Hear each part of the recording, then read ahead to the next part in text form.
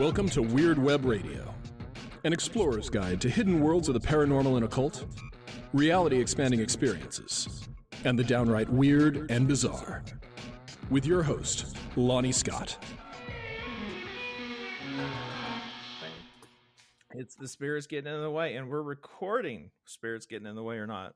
Welcome to Weird Web Radio, Nevermore Aries. It's awesome to have you. Thank you for having me. Yeah. Tech gremlins and whatever in the way. Morgan Daimler would be proud. Yes. Oh, man. All right. So, for people who don't know who Nevermore is, she goes by Nevermore Aries on TikTok, one of my absolute favorite TikTokers out there. Are we allowed to call it TikTok? Is it just a clock app? What do we call it now? Is it still TikTok? For now.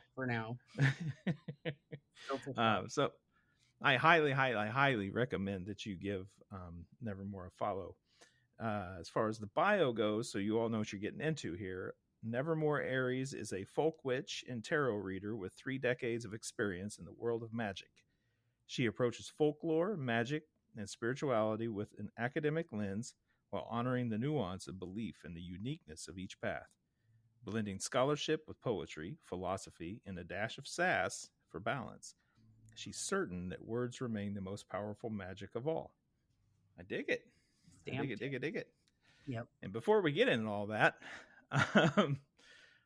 first question for first guest is typically the same for several years now. Have you ever experienced a haunting or anything that would be called paranormal phenomena? Yes. Lots. Have you got a favorite or some that really stand out? Well, I know they won't be able to see, but I turned my camera up so you can see my ceiling, because you'll see like I get these spirits that walk back and forth and they get caught on my videos sometimes. I've posted a few videos on my TikTok of the spirits. You can see them walking behind. Anyways, but those, so they're my favorite spirits right now. But there was one that my husband, when we were teenagers at his parents' house, it was really big, like huge old house. And the basement was so creepy. It was finished, but it was finished in like a 70s look. So it felt even creepy. And we used to the couch used to face these big sliding glass doors. And when the lights were on, you could see a man walking behind the couch. Like you would be sitting on the couch and you would see this man going back and forth. And the air would get so cold. And that was probably the most unsettling spirit I've ever felt. And then in that same house, there was like a weird metal spiral staircase. And there used to be this little shadow in the shape of a child, and it would be crouched down by the spiral staircase. Then when you would look at it, it would get up and run away. And I saw it. My husband saw it. Like some of our friends saw it at different times. It was those 2 things were probably the creepiest ones we ever encountered. That is pretty cool. When you say you see them, like that sounds like the way you're describing it. You physically see them, like the way you see me now. You see them in the physical environment. Is that correct? Yeah, but not like a person in front of you. It could be like a shadow or like an essence or kind of smoke in that way, especially when I was younger. Now I see things more clearly just because I've had a long time to kind of hone my visions. But yeah, back then it was like shadow type things, or you would feel it first, then you would look and see it. And it's always so fast, you can't like snap a photo of it or anything. It's just quick, and then you're like, did I actually see that? Like it just happened so fast. Do you think it would show up in a photograph? Maybe, I don't know. I've caught the spirits here on camera before, and one time I caught it myself. And I was filming a video, and I was looking at the camera, and then I saw it walk by. You could see its shadow on the screen, and it behind me. There's no reason for a shadow here, right? Like there's no window on either side. All my animals were locked downstairs, and I was looking at the video, and my eyes just went like wide. And in the video, it was still recording. I look at it, and I didn't look back, and I looked up so I could listen for my guides to tell me like what this was, because it didn't feel very cold. And I looked up, and then I just nodded, and then I just looked back at the camera, and it was the perfect script, like perfect capture, right? And people, when I posted it, they were like, I can't believe you didn't look behind you. And I was like, well, no, I had to check with the guides to make sure it was okay. It's true. You know, how many times I've gone to a crossroads to do something, and the rule always is in my head, like, don't look back. Yeah, no, yeah, don't look back. No, if you see it, just don't look back. I just wait for my guides to tell me. And they said it was just a traveler. I mean, it was right around Halloween, you know, the veil was very thin, and I had been doing a lot of workings, like my altar is around here. So they just kind of were going back and forth a lot. Yeah. You said your guides a couple times there. What are you talking about when you say your guides? How do you experience them? What are they to you? How'd you find them? Well, I mean, everybody has their own, I mean, if you're tuned into it, everybody has their own familiar spirits. Sometimes you call them guides. Sometimes you call them familiar spirits. They're just the energies that once you tune into them, you feel them. I know that I've got some unnamed guides that are always around me. I can feel them. And then I know that my great grandmother is always around me. Like just the other night, I saw her like sitting at the end of my bed, and I'd woken up from sleep. And so it was kind of in that half awake, half asleep portion. And I look up, and she's just sitting there on the edge of the bed. But I had called her the night before for something. So that was a lot of confirmation that I saw her there. But yeah, they're just the energies that are with you. And once you learn to speak to them, they can help you with things, you know? So, I call them my allies. Yeah. Or the peeps. Ivy Bromius, she called them her posse. Yeah, I like that a lot too. Murder, because I'm Nevermore Aries of like the crows, right? Like I've got a murder of guides. That Maybe sounds won't take that right. Dark.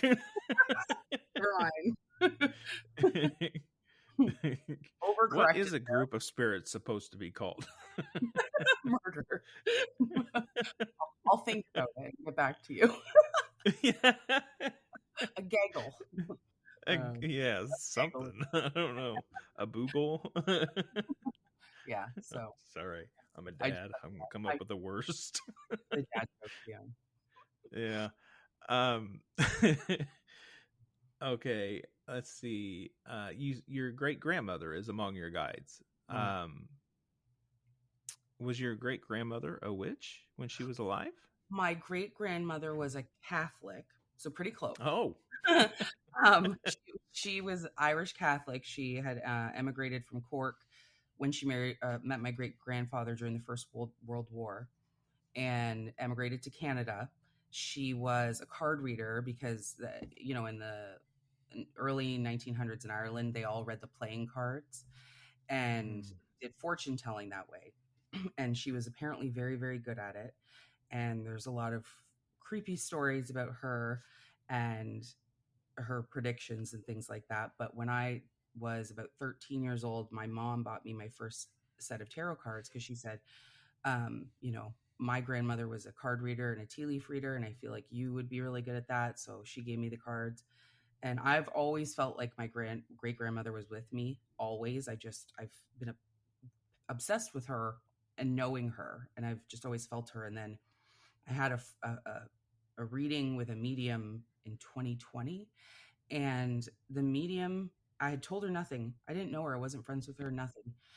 And during this time, I was doing my ancestry and genealogy, trying to find more records on my great grandmother, but I could not find them. Her name was Kathleen Harold.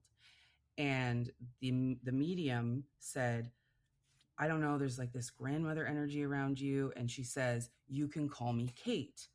Now, I know my great grandmother went by the name Kitty, But when I asked one of the cousins, he said, no, she never went by Kate. And so I just let it go. And then a few weeks later, I thought, Kate. So I went back searching the records under Kate Harold, and she emigrated to Canada as Kate Harold. So I found all of her records.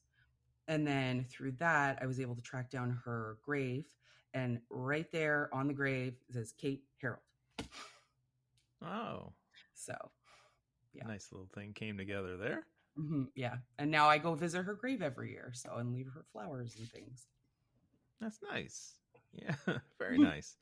Yeah, I every autumn equinox, I have a thing I do where I go visit all the graves of family and friends that have passed, and I have consecrated apples that I leave for them and a specific prayer, and I always stare down a squirrel in the nearest tree, like, at least let me get back in the car before you take it, you know? Yeah. Is there any particular one you feel connected to? Amongst those that I visit, you know, honestly, in direct family, no, not really. There was always rumors that my dad's mom was some kind of witch. I think she was just largely misunderstood and mean. And I remember at her funeral when I was a kid, I was really upset. She was the grandma that always gave me Nilla wafers and things like that. And somebody pulled me to one of the side rooms to calm me down. I think I was 8 or 9 years old when she passed, and said, they're like, don't worry about your grandma. Everyone here is convinced she's about to sit back up. Oh my yeah, it says she was something else, but no direct family or anything like that. None of them really feel tied to my practice, to be honest. I have an ancestral part of my practice, but that honors them for who they were, and, you know, any specific ancestors that want to come out of that whole gestalt of what they are as a force, I'm happy to work with. But more of my ancestral, like, actual practice, like you're talking about working with your great grandmother, I'm more inclined to work with the ancestors of magic, witchcraft, sorcery, heathenry, something, you know, that pertain more to my spiritual life than the blood that's in my veins. Mm-hmm. Well, I'll give you a witchy tip if you ever want to get a little closer, connect more with one of your ancestors. So when I visited my great grandmother's grave, I had taken a rose quartz and amethyst bracelet that I had put together with 2 small stones of rose and amethyst. And I had, you know, kind of done a working to connect them energetically. And when I was at the grave, I buried the stones, and so the 2 loose stones, and now I have the bracelet. So, you know, she's in Canada, I'm in Tennessee, but now I have that kind of energetic link through the stones with her. So, yeah, I like that. I like that a lot. I have a method for connecting to liminal places and things like that works in a similar kind of fashion, not with stones or anything, coins and keys a lot, and sigils. But careful, you know. Graves. Just be careful digging at the graves. Oh. I was digging. It was at the Côte des Neiges Cemetery in Montreal. It's allegedly. Oldest cemetery in Canada. But oh my goodness, the gophers. There's gophers everywhere in the cemetery, and you'll be walking through the stones and they are popping out, and they are so ugly. Like, they are not cute at all. And they are jumping out of the holes. And there's been complaints in that cemetery of the gophers coming out with the bones and stuff. Oh my goodness. How deep are you digging? I didn't know that. I even Googled to make sure. I was like, oh. You'd be like, I gotta make sure they're in there. And then I was trying to read, like, what would be under there, and it said, like, the coffin's probably disintegrated and all that. I was like, oh no. So I did a little bit. A little. Yeah, because I have a necromantic practice. You can find me in a cemetery quite often. And when I leave offerings at the grave, if it's something I want to leave in the ground, I've got a knife or something. I just kind of get under it a little. Yeah. I didn't go with a little. I wasn't in there with a shovel or anything. You were in my imagination. No. You know, It's not something I wouldn't do necessarily, but I didn't that day. Show up with a backhoe. Mind your business. I don't speak French. Sorry. Au revoir. I don't know. What'd you say? I'm full. I'm fine. No. That's fantastic. All right. So what have we learned? Careful when you're digging in the graves. Yes. They may still be in there. They're probably still in there. Oh my goodness. That's great. Tarot. Let's get into tarot for a minute, because you brought up getting some tarot cards when you were around 13. Get you out of potential legal problems. Moving on. Moving along. Doesn't occur in Canada, does it? Yeah, what's grave robbery in Canada? No, she didn't take it. She left stuff. Oh my God. Okay, it's fine. All right, yes. Yeah. What was your first tarot deck? Oh gosh, do you remember? It was the Marseille deck. It was the Marseille deck, and I complain about it all the time. I love it. Don't get me wrong, but man, that's so French of you. It was so hard to learn on. I mean, it was just what my mom got me, right? And I didn't have a lot of knowledge back then, and I didn't know that there was like this amazing Rider Waite Smith deck that I could look at with all the pictures and everything. And the Marseille deck is just the minor arcana cards are just sticks. Just the pips. Yeah. Ugh, it's just and I couldn't figure out what was reversed or upright on them. It was a whole big thing, but I learned them. I learned them very well. And when I got the Rider Smith Waite deck, a breeze. So a breeze. It was a breeze.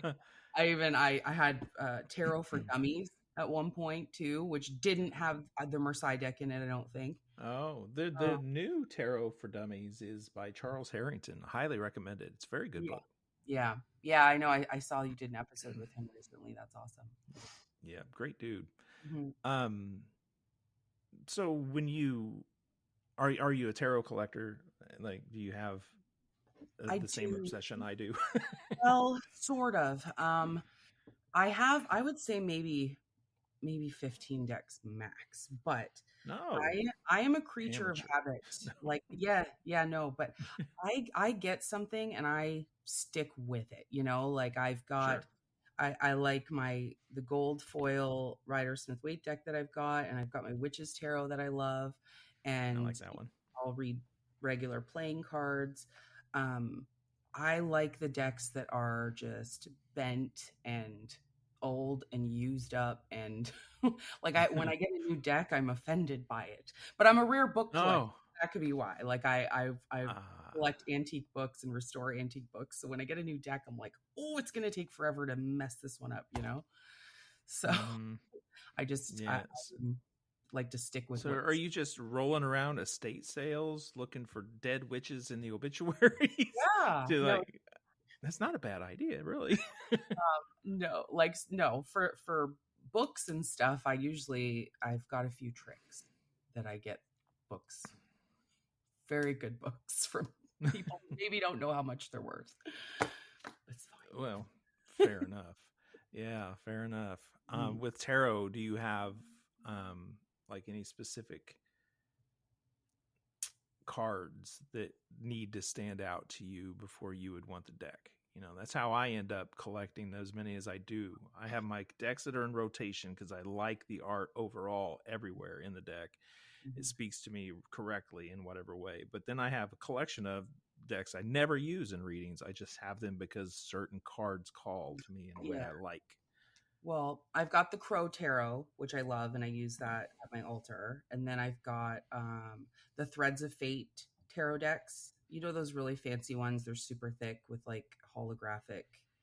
I've got their Oracle deck. I've got their black deck, and then their regular deck. And then I've got the Edgar Allan Poe deck, the Game of Thrones deck. I've got all different. Maybe I have more than what I thought. I have a lot, but I just don't use them. My favorite deck is my Witches Tarot. I love the imagery on it. I think I've bought 2 decks of it now. and then whatever the gold foil Rider-Waite deck is. And it's, they're regular cards. They're so bendy and lovely and easy. Yeah. So Card stock's a thing. mhm. In the decks is what I mean is like, like for me, the star has to look a certain way, has to appeal to me in a certain way. And so does the Nine of Pentacles. Like, and the Nine of Pentacles is a card that I see Freya in, the goddess Freya. And if I don't feel Freya winking back at me through that card, I don't want the whole deck. You know Right. what I mean? Yeah, I definitely always look at like the High Priestess, but the Queen of Wands. The Queen of Wands has to fit my image of the Queen of Wands. Because if she doesn't, then the whole reading's off. So those are my two favorite cards of the whole time. And I love the Hermit. The Hermit is one of my favorite cards ever. So he's got to look good too, not like a wizard. Yeah. How did you get into rare books? That's it. I've never talked to anybody into this before. Well, like I've always been book obsessed my whole life, and once I was crafty enough to start finding them, well, when I was a kid, we used to go to these farms for strawberry picking, or picking a tree, or maple syrup making, all the things Canadians do. And in the farms, they always had like a little storefront, and they were always selling old books, like old musty books. And my mom would be like, "Why do you want to buy that?" And I'd be like, "I don't know. I just want it." And they'd be 25 cents, So she would let me buy them. So it started that way. And then as I got older, and the internet comes around, you fall into the trap of like just searching antique books online, and then you end up, finding the sites that are overpricing them. But then as time goes on, you start looking at the used bookstores, looking at the estate sales, or the what do you call them? What's that store? What's the name of the store people go to? The secondhand store. Secondhand store, Goodwill. Goodwill, thank you. We don't have that in Canada. Yay! So going to those places, but then I started discovering like online auctions, not just eBay, but eBay is also helpful. But like Whatnot is an app where they do lives like on TikTok, but auctions. And I'm telling everybody my secrets now, but you won't be on there when I'm on there. So I'll be there first.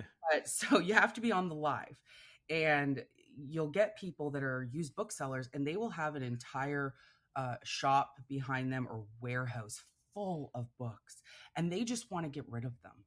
They are so fed up with these books. And so I'll go into the lives, and I'll ask them, "Do you have any occult books? Do you have any Edgar Allan Poe? Do you have any Emerson?" Like I've got my set ones I'm always looking for, and they'll usually be like, yeah, I got some of that. And I always end up with something interesting, and then they'll offer a price. You can offer lower, or you can ask them to bundle it.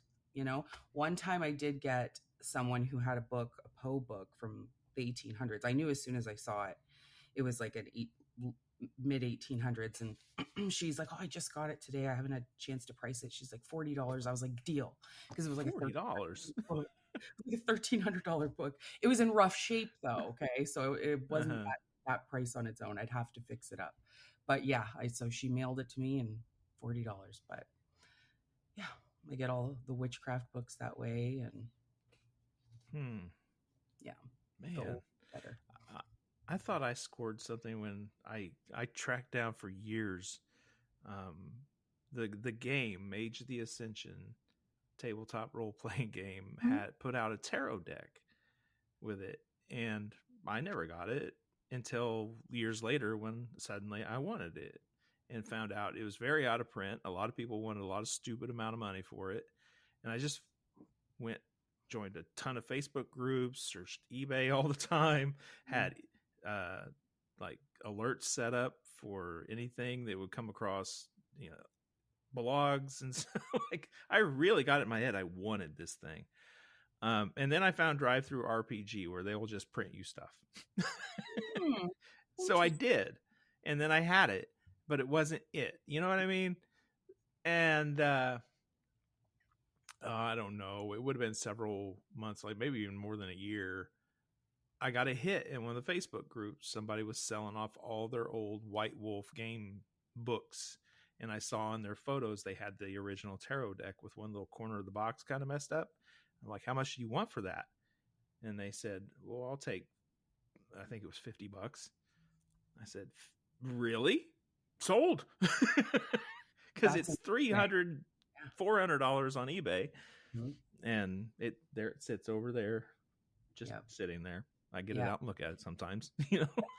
I know. The Poe book was so amazing. And my friend's like, are you going to read it? I'm like, well, no, it's going to fall apart. Like, if I don't want to mess with it, what are you talking about? And I've got a first edition of Charles Leland's Aradia, the Gospel of the Witches, first edition.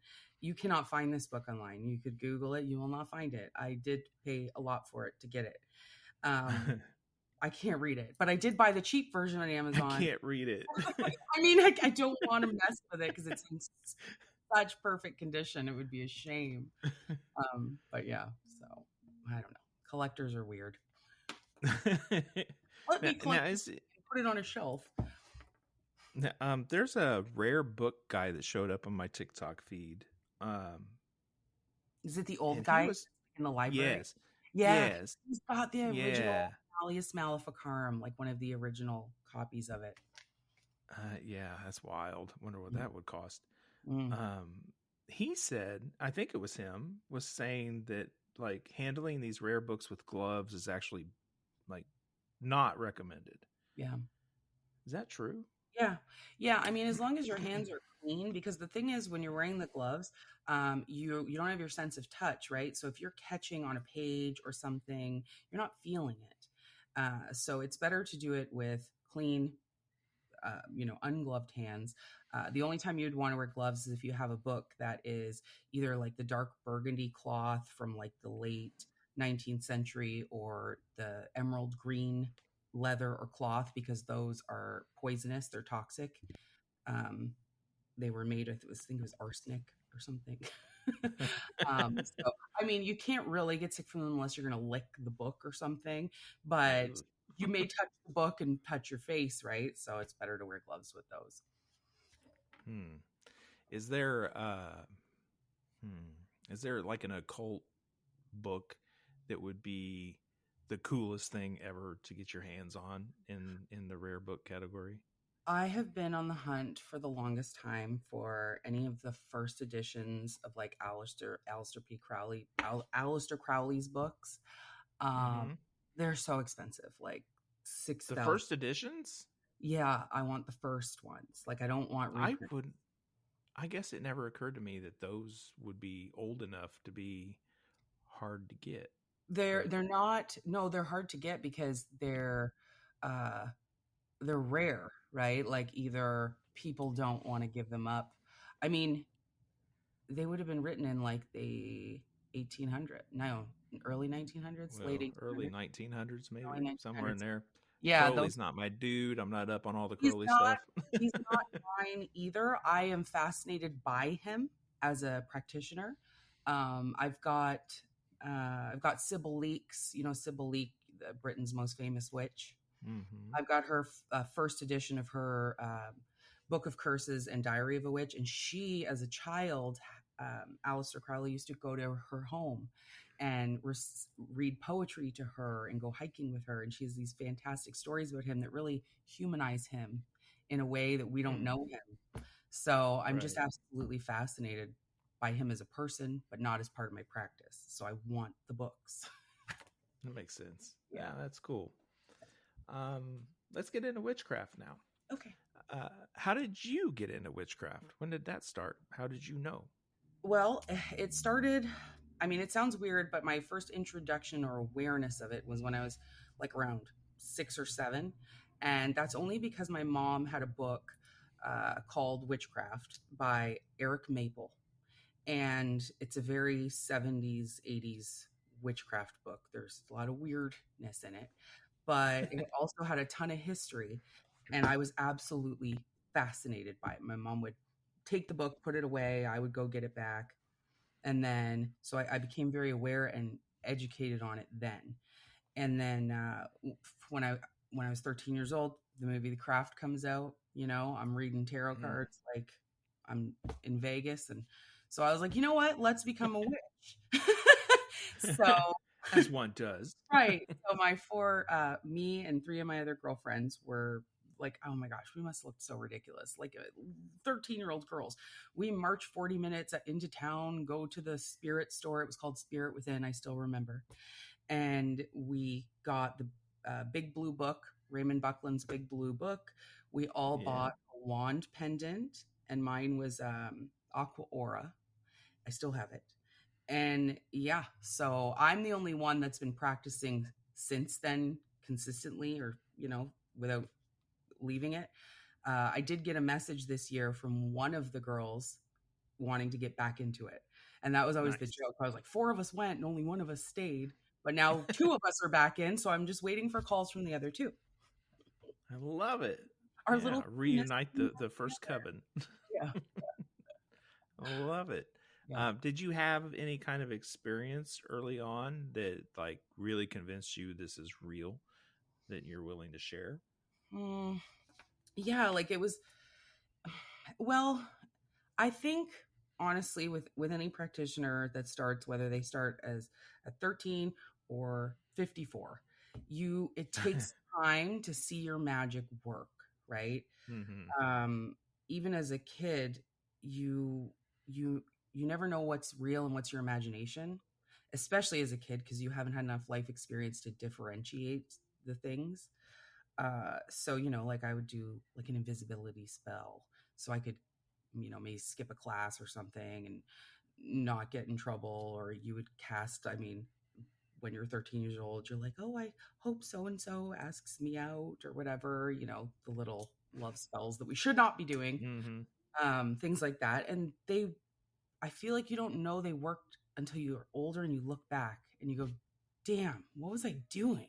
Like it was working, and I should have, but I didn't have a mentor in those very, very early years, right? I just had the books. So yeah. You eventually found a mentor? Oh yeah, I've had mentors throughout my life, yeah. And always mentors that are not like me. They've always been incredibly opposite, which I don't know why life throws that to me, but yeah. How did you encounter a mentor? Like, because if you're coming up at a time when the craft is happening, when you're a teenager, our ages aren't all that different. Yeah, I'm 40. I just found out this week I'm 42. By the way, I thought I was 43 the whole year. But I went to the a year back. I went to the doctor and it said on the paperwork I'm 42. So, yeah. You like cut a finger off, counted the rings. No. Congratulations. Yeah. So all right. Well, I'm 48, so we're not too far apart. But yeah, I'm just thinking back then, finding a mentor would almost be completely by accident. Always by accident, yes. But there was, I mean, I lived in a small town, and there was a bong shop that, you know, the head shop where you go get your things, your tattoos, your bongs, and your weird witchy things. And that's where the witchy people hung out. So mostly Wiccan, or in Canada, there was, you know, a lot of Native American influence stuff going on. So I had periodic mentors through those phases. And then in my later years, once I started to get to be an adult, I met a practitioner. His name was Eggy, and he was from Trinidad. Eggy. He was from Trinidad and Tobago, and I met him at a psychic fair. He did a reading for me, and he was like, I cannot explain Eggy to people properly. Like, he was old. He was an old man, and he had like half his teeth, and he wore like a tunic and like a thing on his head. He was very like a bit of a caricature, you know, like he was very like his laugh was ginormous, and then when he laughed, like there was half the teeth, and him and I just clicked weirdly. Like I'm this like you know, big black diamondy sunglass wearing blonde 20 something hanging out with this like old guy from Trinidad. I don't know.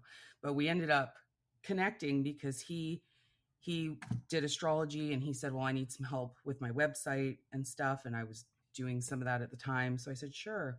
And then he just ended up becoming my spiritual mentor for like a really long time. And he practiced Orisha, which is not like voodoo, and they, you know, venerate the Orishas. It's like a different thing. They call the religion Orisha.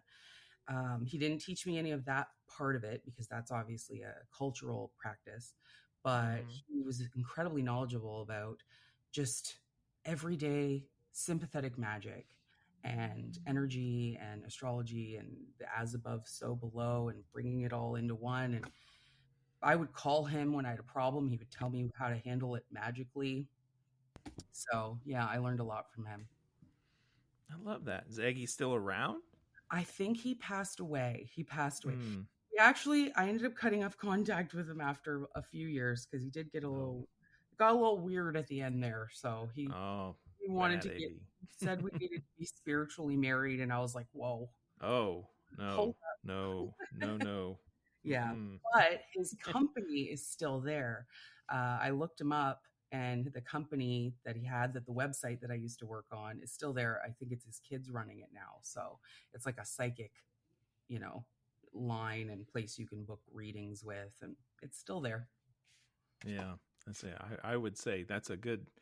I'm glad I asked where he was, because that's a good thing to call out. Like if you find yourself in any kind of relationship of mentor student, or in a coven, kindred, grove, whatever, and somebody's like, I think we should be spiritually married or something, and you feel some ick to that, stand in your sovereignty and say no.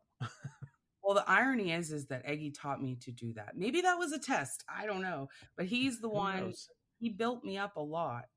And I feel like I got a lot of strength as a person and a practitioner, and as a female, like with him. So yeah, when he started being weird, I was like, hey, bye. Okay, bye. You know, maybe that was his final lesson. I don't know. I like it. In your bio, you say that you are a folk witch. Yeah. So how does that take shape? What's your early entry into something that you would call being a folk witch?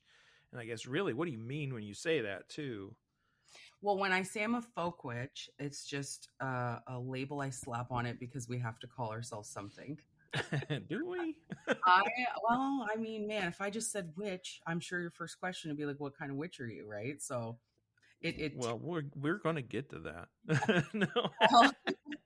So I say folk witch because my root of my practice is very ancestral and land-based, and in the traditional type of witchcraft and folk magic. But there's a lot of flair in there of other things. And then that might make me an eclectic witch. But again, I'm not a fan of the labels.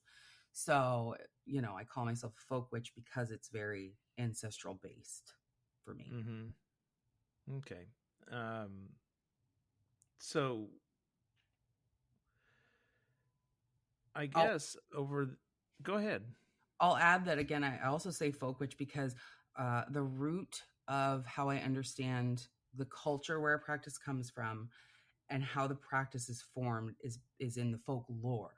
So I study folklore extensively, and it's because I feel like you can read any culture's folklore and understand the culture. You know, their lessons, their challenges, their battles, their victories. You get all that from the folklore, and the magic is in the folklore. It's in the book every single time. I agree. So have you got some favorite folklore, like certain areas, cultures, time periods? I lean more towards the Irish folklore and their whole, you know, with the Tuatha Danann and the Fomorians and all that.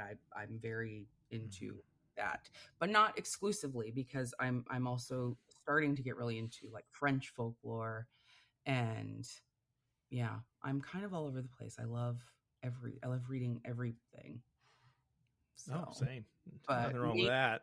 yeah, Welsh folklore, I'm fascinated by it, but it frustrates me.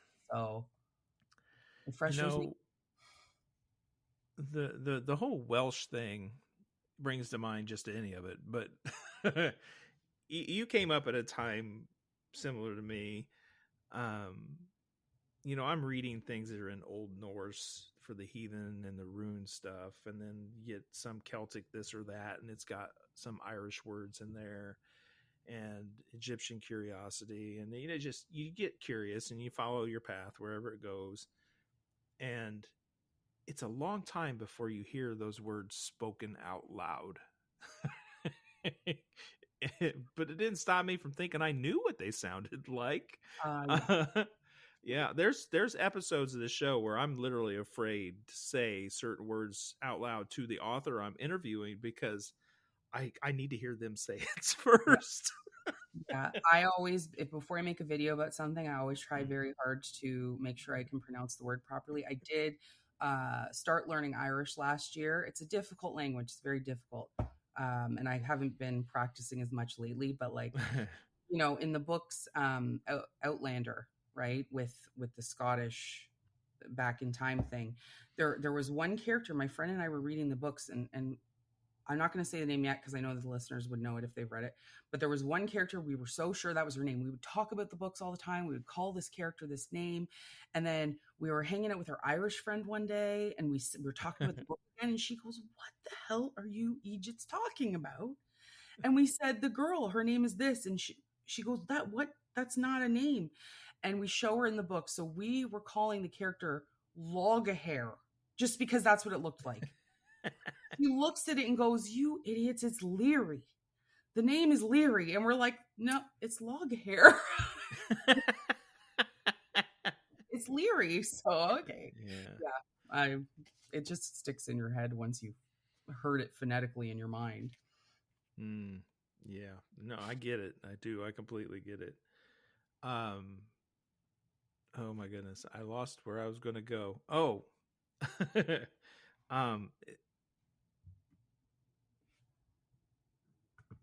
after all the years you've been practicing and going along the way from that big blue book to studying with Eggy and other mentors you've had along the way, developing your own practice, diving into the folklore, sitting where you are today, what has the word witch come to mean to you now?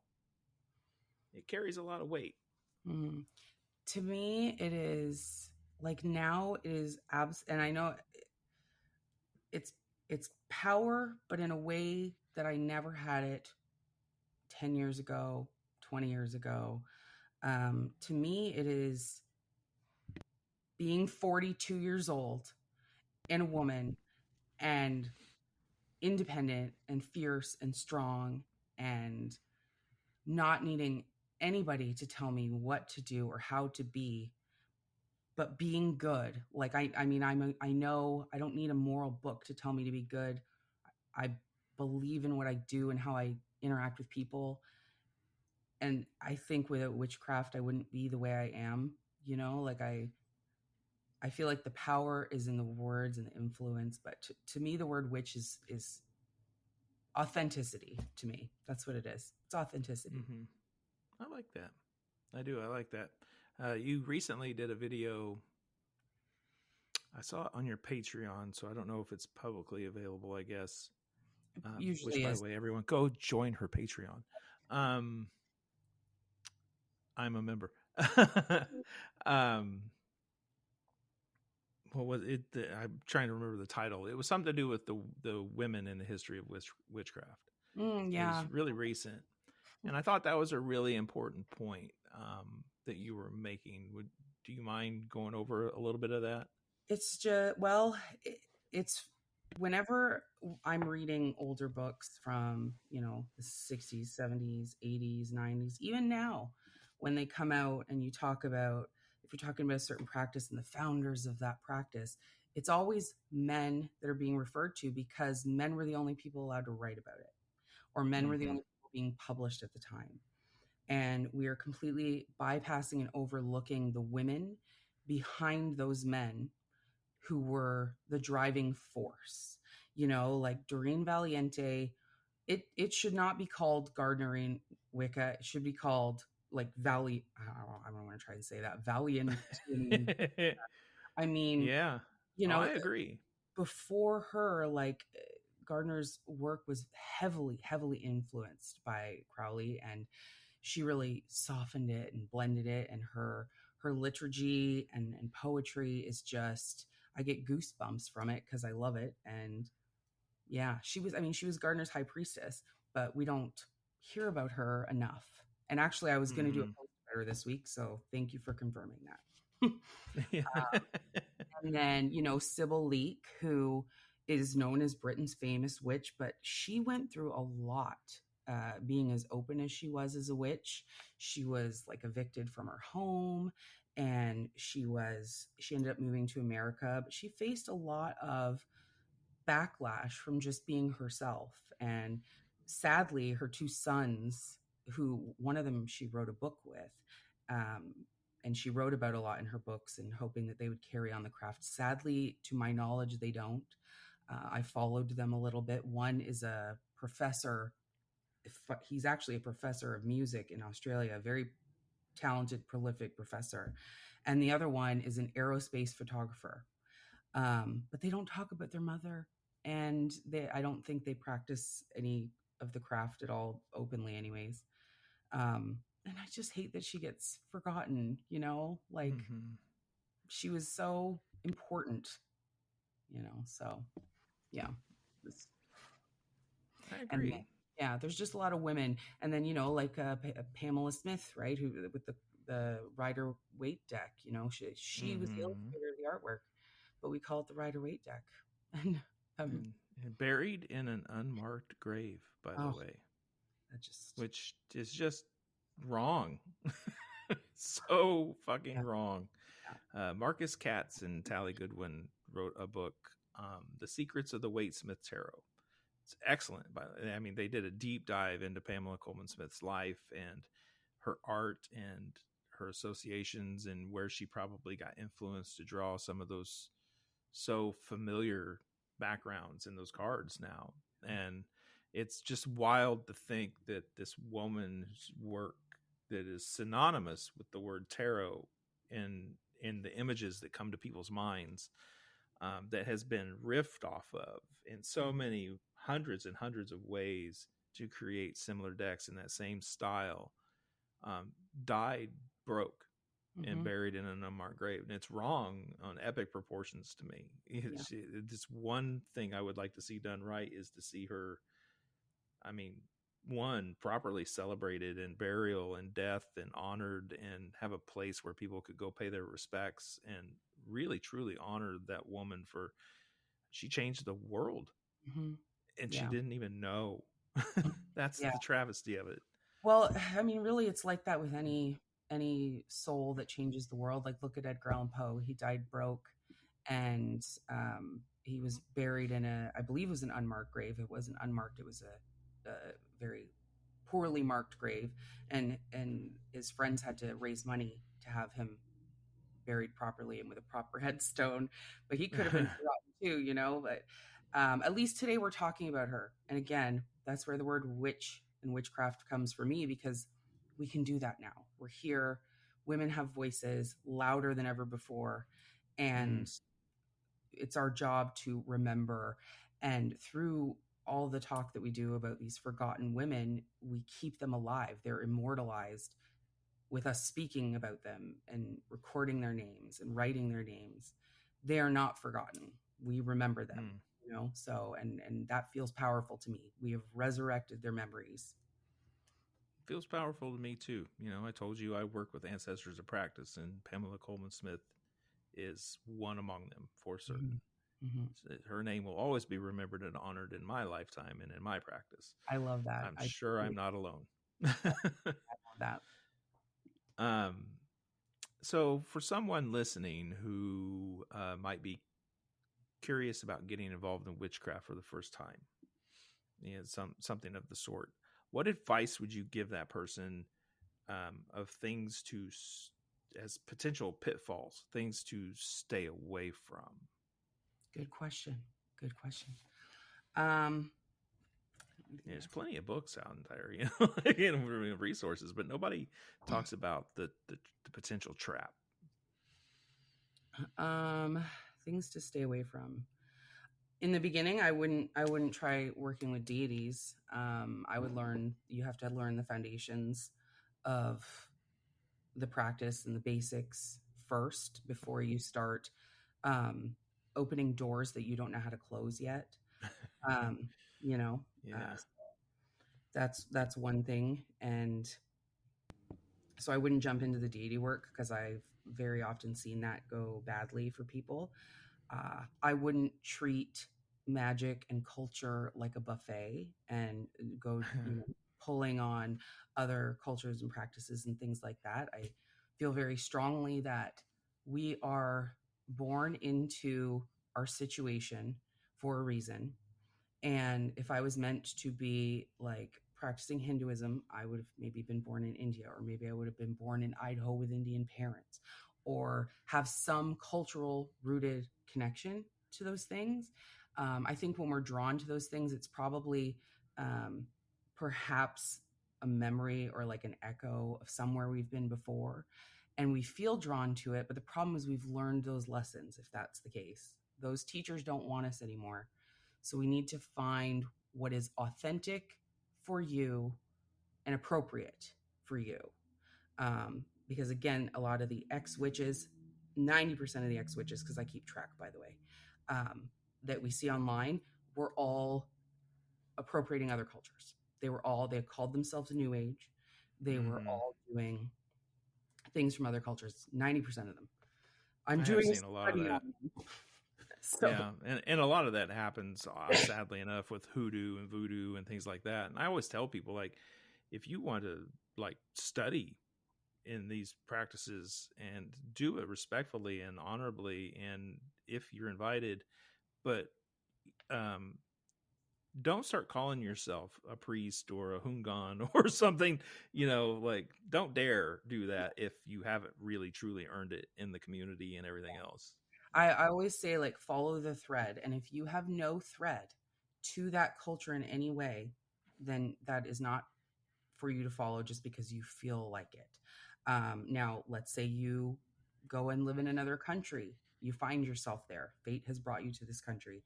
You're learning, think of it like spirituality, like a language. You've got your first language. You can learn a second language, but you still have your first language and your ties to the second language. So unless I'm there or I have initiation into something and a whole community has welcomed me into it, it's not mine to take, Now, I don't mean that for people of color. I'm going to be very, very clear about that, because it's more important for other people who are from backgrounds that maybe have been more of the oppressor than the oppressed, like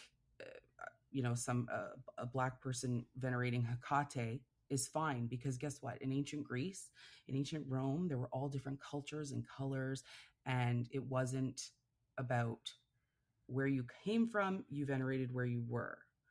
I just think there's a lot of nuance to that part of it, but that's one of my biggest things for new witches is learn the basics that work across all practices, right? Learn the very basics of candle magic. You don't have to do colors. Get a white candle. Do white candles for everything. Learn the most basic common herbs that are accessible to you easily. Don't go ordering like fancy things from, the Philippines or whatever. Fire safety is obviously a number one, but yeah, you have to learn the basics before you take on bigger things. Fair enough. Yeah. And say, learn how to,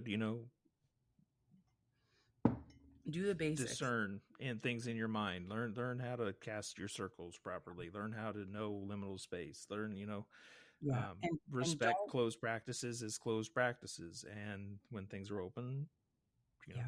also be respectful when you enter them. And if That you're all coming matters. from a Christian background with any Christian trauma or religious trauma, you have to deconstruct before you take on another spiritual identity or link again to like a deity, because you're going to bring the things from one religion over to the other. And again, that's why we see a lot of the dogma kind of transferring over in the witchcraft community.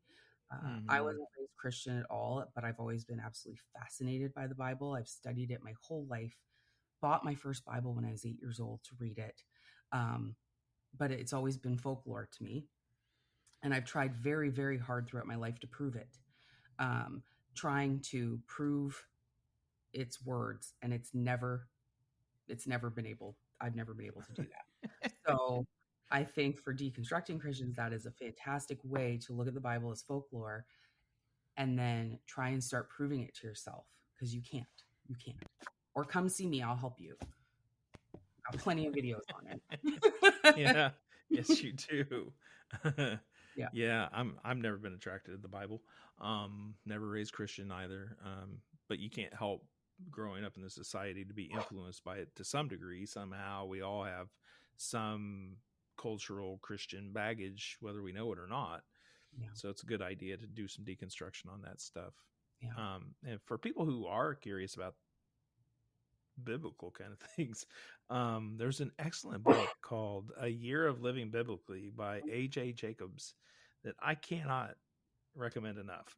In fact, it's a perfect holiday gift for Is your it? loved ones. Excellent. Yeah.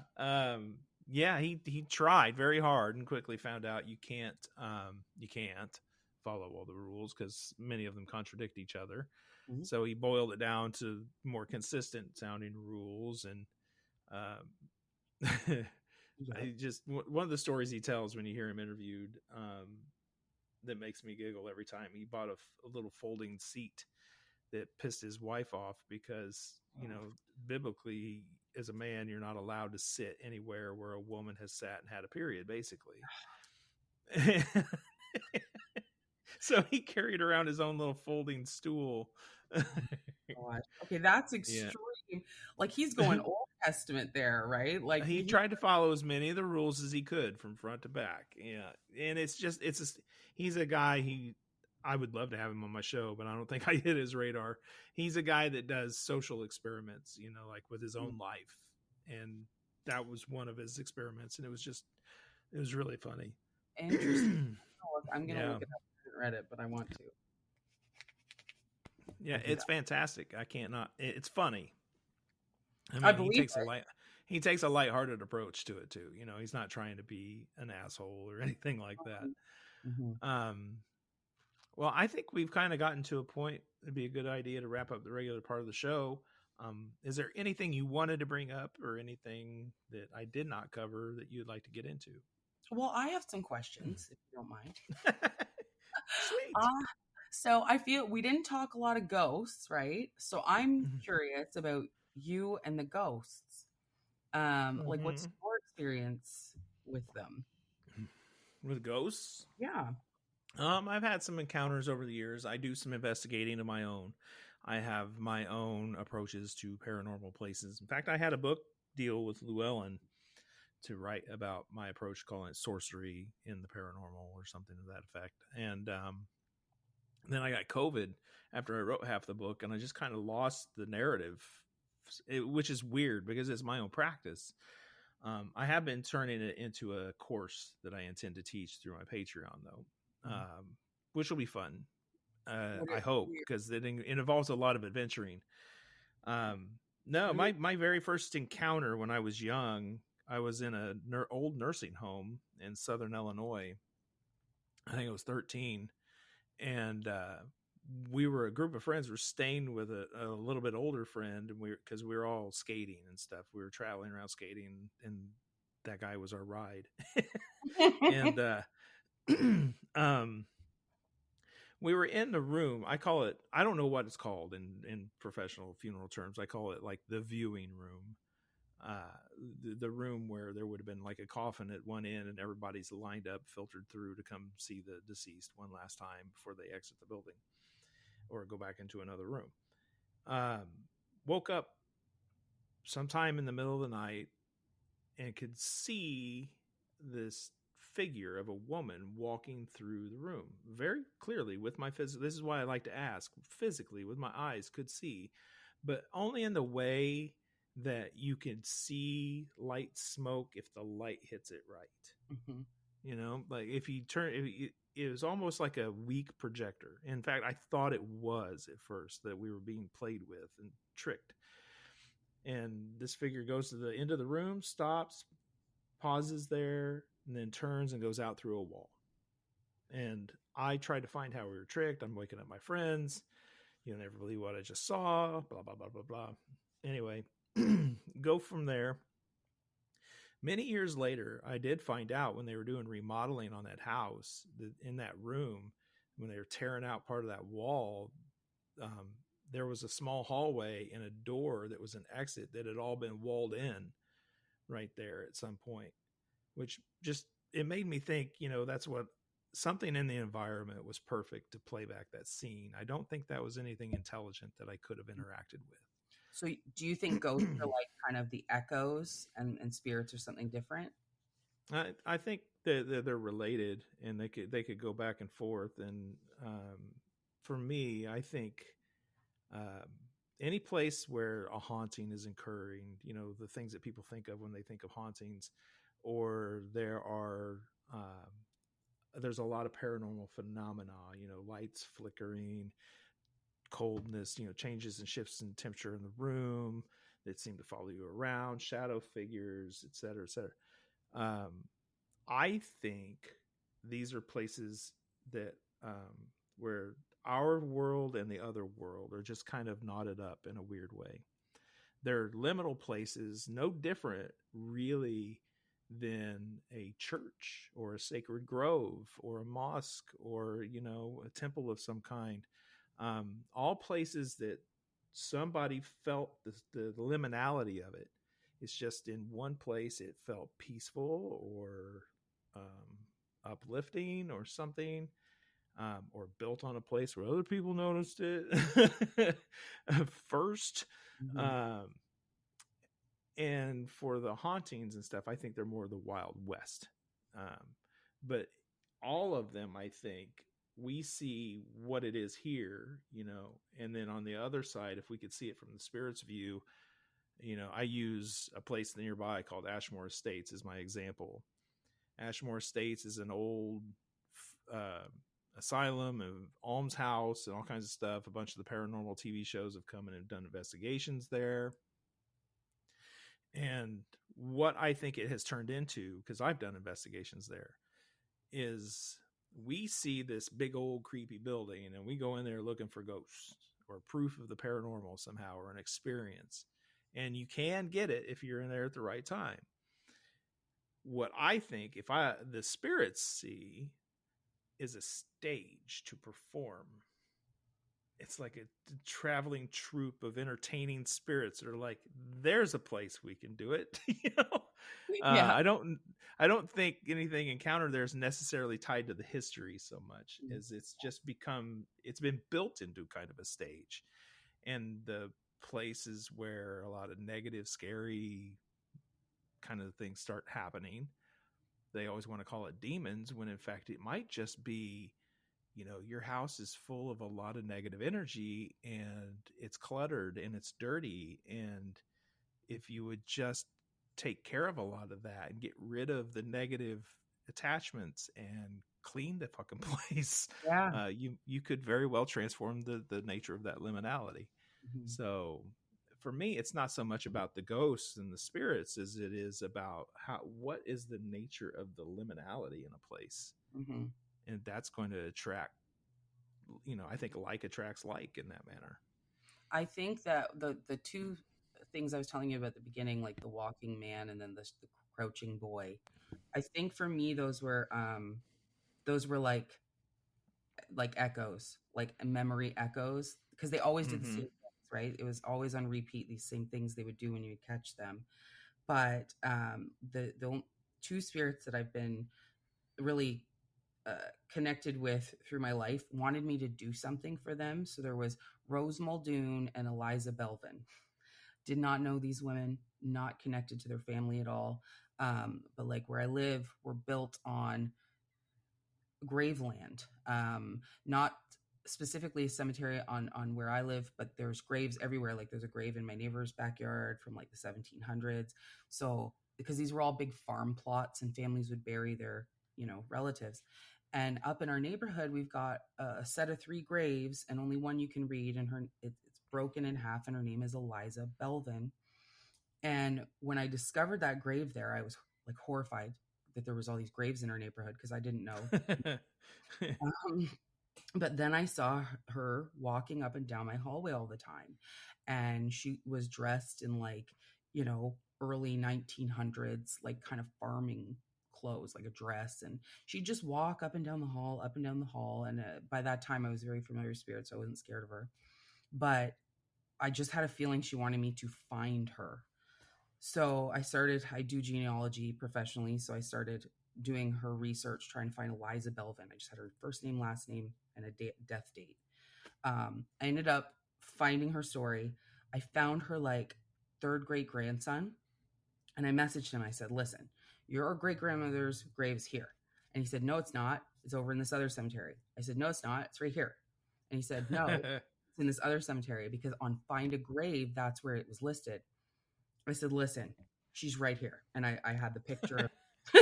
I mean, she's here, but also in this, plot. I showed him the picture of the grave, and he was like, oh my God. He's like, we had no idea, because he thought she was like right down the road. I was like, so if you ever want to come look at her or look in, at the grave, it's here in the neighborhood, just in somebody's front yard. So if you want to come fix it, go for it. But yeah, so then she left. So that was good. And then Rose Muldoon caught her genealogy as well. She started haunting me to tell her story. So, yeah, you have a whole series of videos about Rose on your TikTok. Muldoon, yeah, she was the most fascinating character I've ever researched, and I've no connection to her whatsoever. I mean, I was doing my family's history, looking for a certain feral, and she is a feral. She ended up being a Rose feral, but originally she was Muldoon, and she was infamous in her town, Longford, and all through the papers. And she would stand by my bed at night, like I could see her, like what you said, like a kind of a projector, like a smoky, shadowy projector. And she would stand by the bed like this, and she'd be real, like, kind of angry face. And she was not big. She was very small, petite, but she looks like she could really mess you up in real life. So then she kept bugging me. So I did more research. I found hundreds of articles about her with transcripts and her fighting with the judges and her getting sent to jail and her sons. It was and then I found the story of her father, who married 2 women at once. He was an Irish piper, which Rose had mentioned in one of the court records. Anyways, so she wanted me to tell her story so that her people could find her, because I've tried to find her descendants. I cannot so far. So I made this whole series on TikTok about Rose Muldoon. And now when you go on Google, if you Google Rose Muldoon, she comes up with all my videos. And then that's backed off, because now people can find her, right? All they have to do is message me, and I've got everything. So nice. Yeah, that is pretty cool. Yeah, that was one of the only times I know that I saw something with my physical eyes. Like the rest of everything else, when I do spirit work, necromancy, investigations, I'm more of a feel 'em. I'll get thoughts in my head I know aren't mine, or images I know aren't mine, or a feeling in my gut, or tugged in a certain way. And then I know what to do with it from there. It's a fascinating area of work, because as people who use magic, witches and druids and sorcerers and whatever you want to call yourself, we are a crossroads. We are a living embodiment of what people think of as the crossroads. Yeah. We're doing work that creates sacred and liminal space all the time. So we're going to naturally attract these kinds of things to us, I think, no matter where we are. Yeah. And then, I think about this too, like if it's possible to see a ghost anywhere, or, there in your room or in that house or that graveyard, then it's possible by reason to see them anywhere.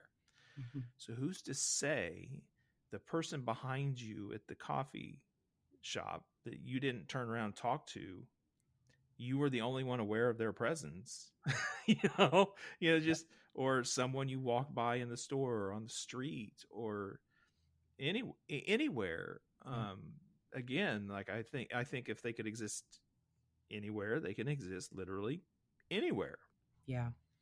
Well, if you go to my first Rose Muldoon video and I point out where she is, I think it was this way, look hard. You can see her. Like when I was filming it, I could see her there. So look for it, and I'll tag you in my other one. But I'll have to go back and look. Look, I'm telling you can see her there. And people in the video said they could see her. So I will definitely go back and look. That's pretty cool. Make sure I kept up the deal. And then as soon as I was done with her story, she backed off. And she was happy. Nice. Rose I love that. All right. Where can people find you? I know we've said TikTok a lot. TikTok. I'm on Patreon. I am on Instagram, but I don't use it very often. I am on Facebook now.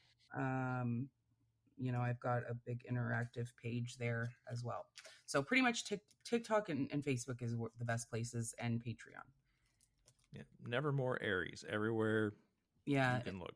Sometimes there's a period in between Nevermore.Aries or just Nevermore Aries. Anything else is not me. Like if it's Nevermore Aries 01, that's not me. Nice. Okay. Well, thank you so much for being here. I've really had a good time. This has been a lot of fun. Good. I'm glad. I had fun. I don't know if we laughed too much. We'll have to cut all that out. No, I laugh a lot. It's fine. That's a sign of good conversation. For everyone listening, thank you as always for being here. Please, if you enjoyed the show, please spread it around to your friends and family and everyone, and share what you enjoy. It helps get the word out and bring people, to come check out all the episodes. And meanwhile, also, while I have a hard time finding words to come out of my mouth, please go check out Nevermore Aries on Patreon, on TikTok, on Instagram, on Facebook, everywhere you can get social media. Like I said earlier, when I started getting active on TikTok, Nevermore became very prevalent in my feed from the things I was looking at, and quickly just absolutely loved all of her content, the way she tells stories, shares specific things you can try in your practice. I know I put one to good use and waiting to see how that comes of service. And Whisper stuff. Yeah. I told you something's going on. I'm telling you. No. Famous. Yeah. And please, like I said, please go check out all of her stuff. I cannot recommend it highly enough. If you want to hear the rest of this conversation, you're going to have to go to weirdwebradio.com, click join the membership, or go to patreon.com/weirdwebradio. Okay, everybody, stay weird out there, my friends. And now it's bonus audio time. Nevermore Aries, are you ready? Yes, I am. Okay. You're going to enjoy this, I think. It goes right in line with some of the things we already talked about. Okay. It's the same set of questions for the first time guests. So first question is always the same. What famous person's resting place would you most like to visit, and why? Do you want to hear how they just answered that question? What famous person's resting place would you most like to visit? That and many others, including what they think about the afterlife, what they may or may not do in cemeteries, what are their traditions, magical practices that have to do with the dead, folklore that surrounds their homes, and so much more, available for only $5. $5 a month.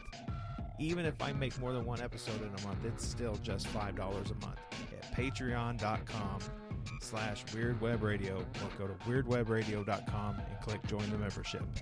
You can find me on Instagram at weirdwebradio. You can find me on Facebook as Weird Web Radio, or come join the new, fun, and exciting Weird Web Radio Facebook group. Thank you again for being here. Stay weird out there, my friends.